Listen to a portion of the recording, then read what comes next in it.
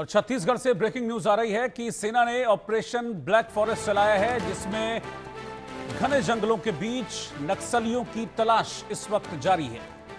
Breaking news Chhattisgarh से, सेना का ऑपरेशन ब्लैक फॉरेस्ट। घने जंगल में सेना की टीम इस वक्त मौजूद है और लगातार घने जंगलों में इस वक्त सर्च ऑपरेशन चलाया जा रहा है नक्सलियों और माओवादियों की तलाश में। मैं आपको ये बता दूं कि छत्तीसगढ़ में ही कई नक्सलियों को मार गिराया गया है इस ऑपरेशन के तहत, और इस वक्त अभी कॉम्बिंग ऑपरेशन चल रही है। और इस कॉम्बिंग ऑपरेशन के तहत अंदर जंगलों में घुसकर सेना इस बात को कंफर्म कर रही है, श्योर कर रही है कि अगर वहां पर माओवादी या नक्सलवादी छुपे हैं तो या तो उनका सरेंडर कराया जाए, और अगर नहीं मानते हैं तो फिर उन्हें मौत के घाट उतार दिया जाए। मैं बड़ी खबर तस्वीरों के साथ आपको दिखा रहा हूं। कुछ देर पहले की ये तस्वीरें हैं सेना के इस ऑपरेशन से जुड़ी हुई, जहां पर ऑपरेशन ब्लैक फॉरेस्ट के तहत कई नक्सली इस वक्त घेरे हुए हैं और पूरे जंगल में आप देखिए कैसे ये सर्च ऑपरेशन चलाया जा रहा है। तो ब्रेकिंग न्यूज, गौरव सिंह चंदेल इस वक्त साथ में हैं। गौरव, डिटेल बताइए। जी बिल्कुल, देखिए 24 दिनों से लगातार ये ऑपरेशन चलाया जा रहा था। बड़ा ऑपरेशन था 24 दिनों से। लगभग आपको उस पहाड़ के बारे में मैं बताऊं तो 60 किलोमीटर लंबा और 20 किलोमीटर चौड़ा ये जो पहाड़ है वो था। ये छोटा मोटा पहाड़ नहीं था, छोटा मोटा ऑपरेशन नहीं था। इसे लगभग 20 दिनों तक हमारे जवानों ने घेर कर रखा हुआ था और उसके चप्पे चप्पे पर छानबीन की गई है। अंदर जाकर आपको बता दूं कि 250 से ज्यादा गुफाएं मिली है जहां पर नक्सल के बड़े कैडेट जो हैं वो छुप कर रहते थे, और इन गुफाओं में पूरी तरीके से अस्पताल डेवलप करके रखा गया था, हॉस्पिटल बनाकर रखा गया हुआ था। जब जो नक्सली हैं वो घायल होते थे तो उनका इलाज वहां पर किया जाता था। इसके अलावा 4 ऐसे गुफाएं हैं जिस पर हथियार बनाने के सारे इक्विपमेंट थे, तो हथियार बनाने की फैक्ट्रियां भी जो है ये अंदर ही बनाकर रखे हुए थे। तो आप समझ सकते हैं कि इस पहाड़ पर किस हद तक नक्सलियों का कब्जा था, जिसे अब हमारे जवानों ने पूरी तरीके से ध्वस्त कर दिया गया है। तमाम उनके कैंप्स को ध्वस्त कर दिया गया है। 31 नक्सलियों को भी इस ऑपरेशन में मारा गया है, जिसमें से 22 की जो पुष्टि है, 22 नक्सलियों की जो पहचान है वो हो चुकी है। 31 नक्सलियों की जो लाश है वो वहां से बरामद कर लिए गए हैं। तो कहीं ना कहीं ये जो टारगेट रखा गया है मार्च 2026 का, उस तक पहुंचने के लिए एक बड़ा कदम इसे हम मान सकते हैं, क्योंकि जिस पहाड़ पर पूरी तरीके से नक्सलियों ने अपना डेरा बसाया हुआ था उसे पूरी तरीके से हमारे जवानों ने ध्वस्त कर दिया है। बड़े संख्या में तमाम जो गन्स हैं, जो बंदूक है वो वहां से बरामद किया गया है। 450 से ज्यादा आईडी बॉम्ब जो है वहां से बरामद किए गए हैं, खाली सेल बरामद किए गए हैं, कई आईडी ब्लास्ट भी वहां पर हुए, जिससे 17 जवान जो है हमारे वो घायल हुए हैं, लेकिन किसी भी तरह से किसी जवान की जान इस ऑपरेशन पे नहीं गई है। तो इसे हम पूरी तरीके से एक सफल ऑपरेशन कह सकते हैं, और इसे लेकर केंद्रीय गृह मंत्री अमित शाह ने भी ट्वीट करते हुए शौर्य को बताया है, जवानों को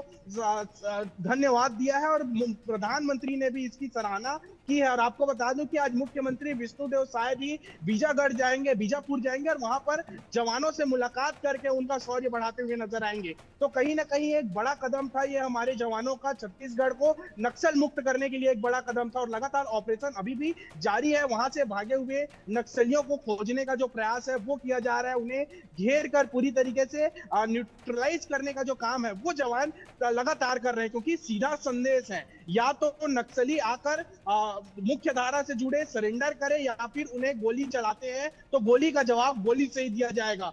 किसी भी तरह से बातचीत का रास्ता यहाँ पे नहीं निकाला जाएगा। यदि नक्सली आकर सरेंडर करते हैं, बातचीत तभी की जाएगी, अन्यथा पूरी तरीके से नक्सल मुक्त करने के राह पर कोई भी नक्सली सामने आता है तो उसे रास्ते से हटा दिया जाएगा। गौरव, क्या अभी भी एक कॉम्बिंग ऑपरेशन जो है सेना का वो चल रहा है यहाँ पर इन जंगलों में? फिलहाल मैं लौटता हूं आपके पास, एक मिनट मैं लौट रहा हूं आपके पास। 2 तस्वीरें जरा मैं दिखा दूं कि किस तरह से ये ऑपरेशन चला है नक्सलियों के खिलाफ। 15 तारीख को बड़ी संख्या में हथियार नक्सलियों के बरामद किए गए थे, और इस वक्त ऑपरेशन ब्लैक फॉरेस्ट लगातार जारी है। और जैसा कि गौरव ने बताया कि पिछले काफ़ी दिनों से ये ऑपरेशन ब्लैक फॉरेस्ट चल रहा है। इस दौरान पूरे जंगल को अच्छी तरीके से खंगाला गया। यहाँ पर नक्सलियों के जो हाइडआउट्स थे उनको तबाह किया गया। कई हथियार इस दौरान बरामद किए गए, जिनकी तस्वीरें आप पहले वाली तस्वीर में देख पा रहे हैं। इस दौरान कई गुफाएं जो नक्सलियों के लिए शेल्टर के तौर पर नक्सली जिनको को इस्तेमाल करते थे उनको तबाह किया गया, बर्बाद किया गया। 31 नक्सली इस ऑपरेशन के दौरान मार गिराए गए। ऑपरेशन ब्लैक फॉरेस्ट के दौरान तो बड़ी कामयाबी मिली है सेना को इस ऑपरेशन में, जिसमें 31 नक्सली मार गिराए गए हैं और लगातार नक्सलियों के खिलाफ एक बड़ा एक्शन सेना का चल रहा है। आप तस्वीरें देखिए, एक तस्वीर में सेना का एक्शन, जंगलों में कॉम्बिंग सेना लगातार कर रही है और दूसरी तस्वीर में नक्सलियों से बरामद जो हथियार हैं वो दिखाए जा रहे हैं। गौरव है मेरे साथ बने हुए। गौरव, अभी भी चल रहा है ऑपरेशन?